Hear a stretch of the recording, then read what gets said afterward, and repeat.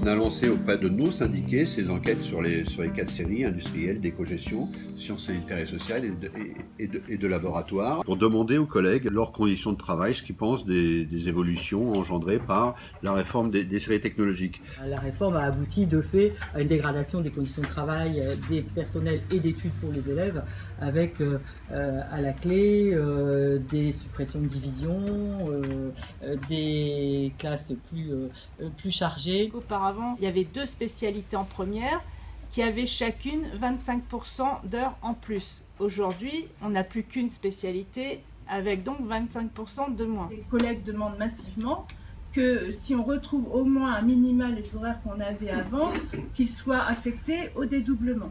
Avec la réforme, en fait, vous l'avez vu sur le graphique tout à l'heure, il y a des grandes disparités d'un établissement à l'autre, faisant qu'il y a des établissements où il y a très peu de pratiques informatiques. L'enseignement d'exploration santé sociale au niveau de la série ST2S, où en fait avant 2010, la réforme de lycée, on avait pour cette série 2 options en seconde, une option sciences médico-sociales et une option biologie.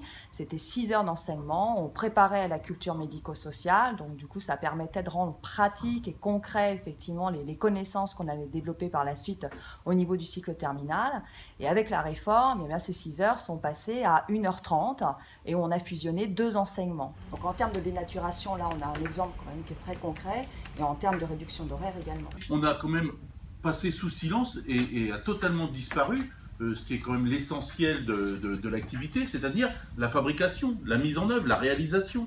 Et alors la conséquence est un appauvrissement absolument considérable de la culture technologique. Je rencontre des industriels qui les ont en stage et qui nous disent ils ne nous comprennent pas. Ils ne comprennent pas le vocabulaire, mais ils ne comprennent pas non plus la tâche, l'intention qui était préconisée. Et finalement, c'est en STL où on a ce type de réponse-là, simplement parce que le fondement disciplinaire a été au moins conservé dans cette série-là. On aurait exactement la même chose si on faisait une enquête auprès des profs d'arts appliqués et la série STD2A. Les profs d'arts appliqués sont assez contents de la réforme. Cet exemple des arts appliqués est intéressant, ça prouve bien qu'on est capable de faire une réforme des séries technologiques de bonne qualité.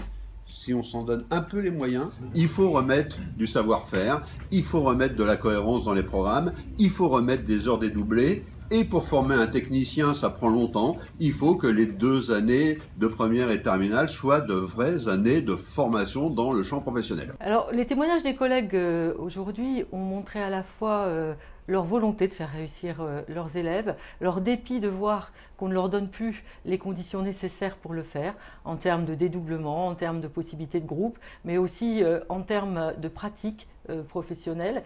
Donc nous croyons beaucoup à la voie technologique, parce que la voie technologique, c'est la démocratisation pour toute une série de jeunes, parce que derrière, il y a des enjeux économiques, il y a des enjeux sociaux, et nous sommes bien évidemment décidés à faire en sorte que le ministère prenne le sujet à bras-le-corps et apporte les évolutions nécessaires pour les collègues, pour les élèves et pour l'ensemble de la voie technologique.